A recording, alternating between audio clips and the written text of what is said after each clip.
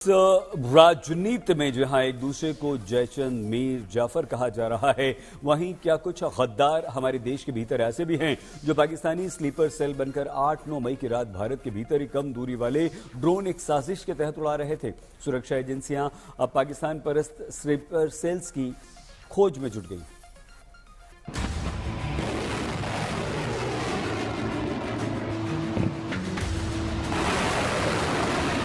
Operation सिंदूर से बौखलाए दुश्मन ने इस एयरबेस के साथ साथ हमारे अनेक एयरबेस पर हमला करने की कई बार कोशिश की।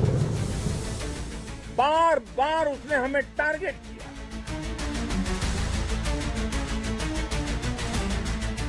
लेकिन पाक के नापाक इरादे हर बार नाकाम हो गए। पाकिस्तान ने भारत पर करीब 800 से 1000 ड्रोन से हमला बोला, जिसमें से अधिकांश को भारतीय सेना ने मिट्टी में मिला दिया।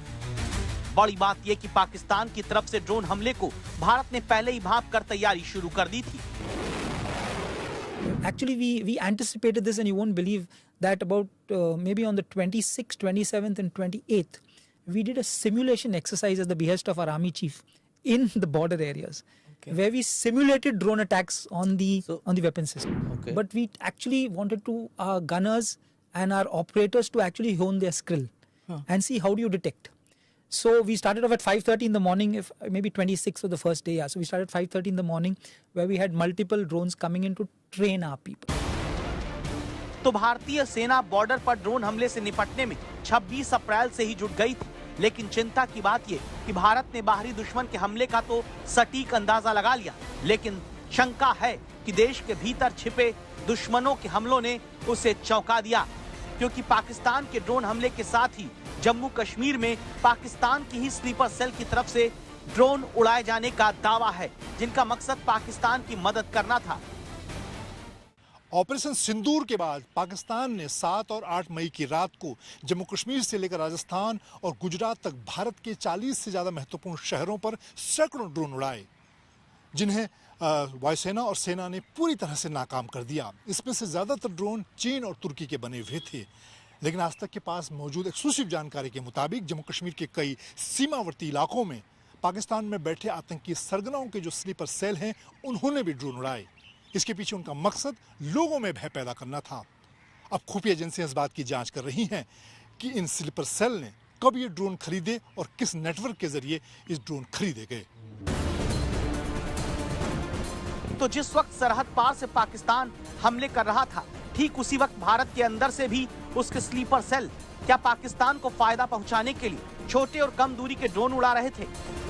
पहली नजर में भले ही आपको लगे कि छोटे ड्रोन से पाकिस्तानी स्लीपर सेल भारत के भीतर क्या ही कर लेते, लेकिन जंग के हालात में छोटे ड्रोन की अपनी अहमियत है, जिससे बड़े हमले को अंजाम दिया जा सकता है।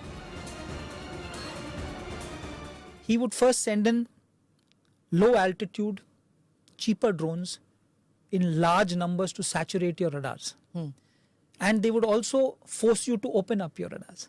So I think it's very important that the army looked at, not emitting, so that we didn't give out our positions. Because the moment you gave out your emitter position, his next line of drones would come to hit the radar. तो छोटे drone के हमलों से पाकिस्तान ने भारत के radar की जगह जानने की कोशिश की, ताकि अगले ड्रोन हमले में उन्हें निशाना बनाया जा सके। इस काम में उसकी मदद आतंकी आकाओं के स्लीपर सेल की तरफ से किए जाने का दावा है, जिनकी पहचान के लिए सुरक्षा एजेंसियां जुट चुकी हैं। सुरक्षा बलों का मानना है कि ई कॉमर्स कंपनियों के पास पिछले 1 महीने में बेचे गए ड्रोनों का डेटा है, जिससे एक छोटे ड्रोन को किसने खरीदा, इससे जुड़ी जानकारी देश में मौजूद दुश्मनों तक हमारी एजेंसीज को पहुंचा सकती हैं। खुफिया और सुरक्षा एजेंसियों के सामने इस बात को लेकर बड़ी चुनौती है कि किस तरह से 7 और 8 मई की रात को जम्मू कश्मीर के अलग अलग इलाकों में मौजूद स्लीपर सेल लोगों में दहशत पैदा करने के लिए ड्रोन उड़ा रहे थे। इससे पहले पहलगाम आतंकी हमले के दौरान भी ये बात सामने आई कि आतंकियों की मदद लोकल स्लीपर सेल कर रहे थे।